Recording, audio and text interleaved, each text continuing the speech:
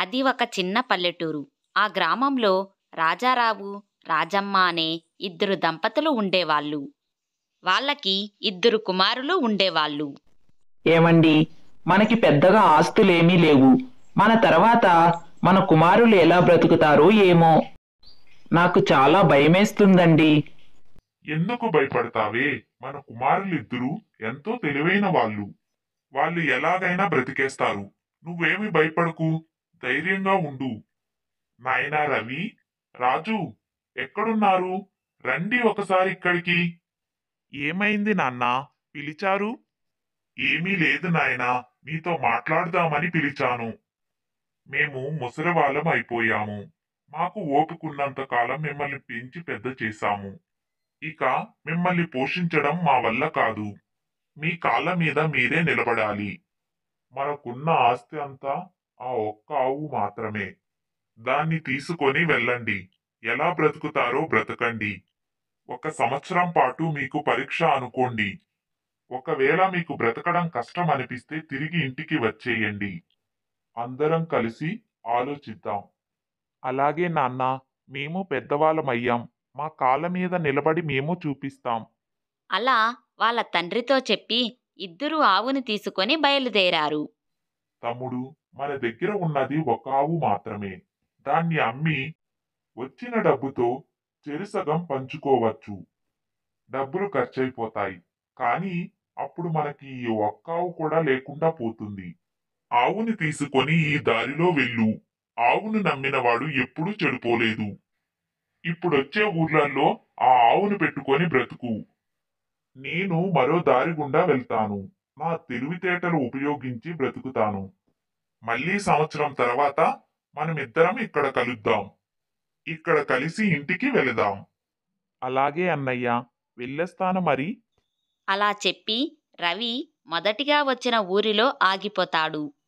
ఆ ఊరిలోనే పాల వ్యాపారం చేస్తూ జీవించసాగాడు. ఆ ఆవు పాలతో అమ్మగా వచ్చిన డబ్బుతో జీవించసాగాడు.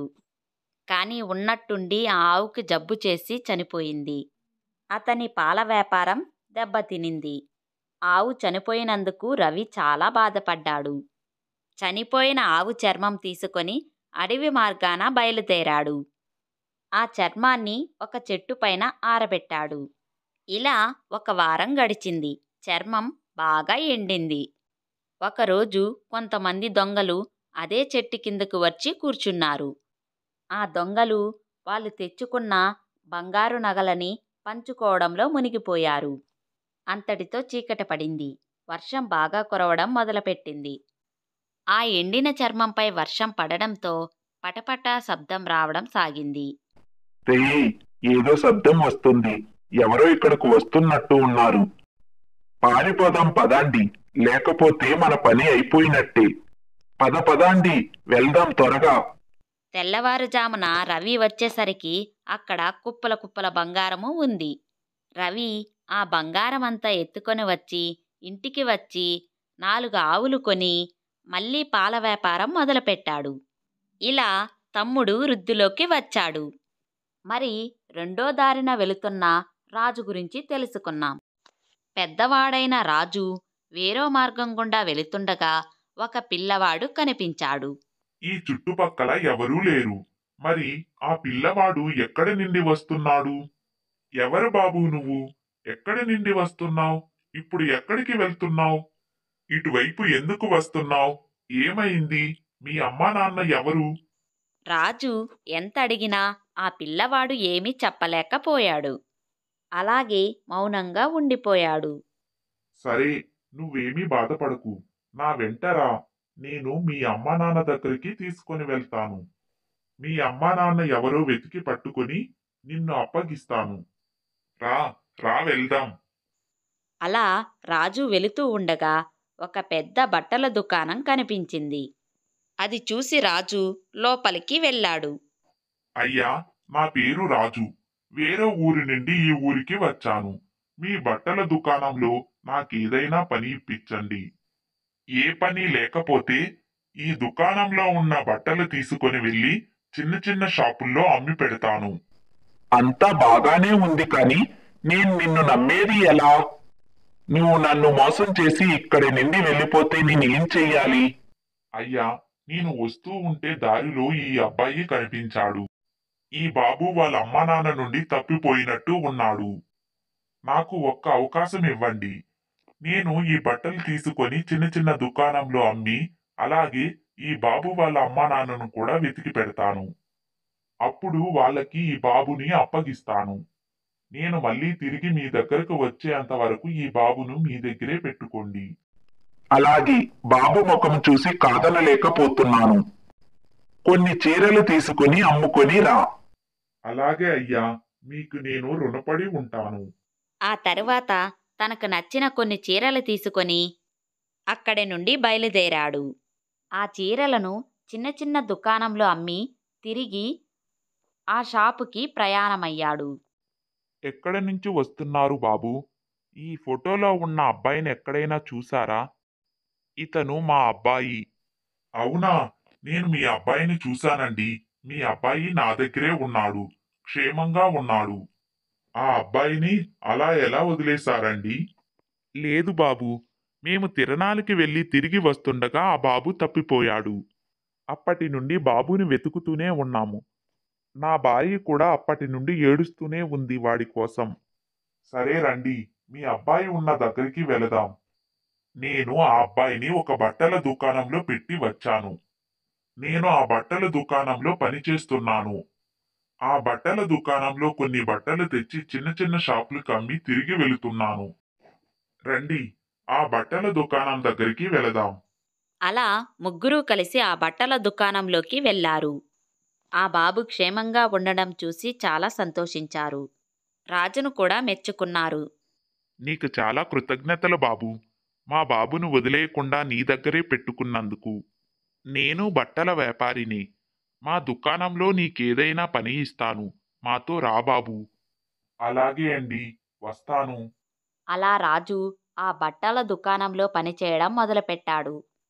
అలా పనిచేస్తూనే తన యజమానికి సలహాలు ఇస్తూ ఉండేవాడు. ఆ వ్యాపారి దుకాణం కాస్త పెద్దది అయిపోయింది. రాజు, నీకున్న తెలివితేటలతో నా దుకాణం కాస్త పెద్దది చేశావు. కాబట్టి నా వ్యాపారంలో నుండి నీకు సగం వాటా ఇస్తాను. తీసుకో. అలాగే అయ్యా, మీకు చాలా కృతజ్ఞతలు. 1 సంవత్సరం తర్వాత అన్నదమ్ములు ఇద్దరూ 1 సంవత్సరం తర్వాత వాళ్ళు అనుకున్న స్థలంలో కలిశారు. తమ్ముడు, బాగున్నావారా? ఏం పని చేస్తున్నావు? బాగున్నానన్నా. నా దగ్గర ఇప్పుడు 4 ఆవులు ఉన్నాయన్నా. పాల వ్యాపారం చేస్తున్నాను. మరి నువ్వేం చేస్తున్నావన్నయ్యా?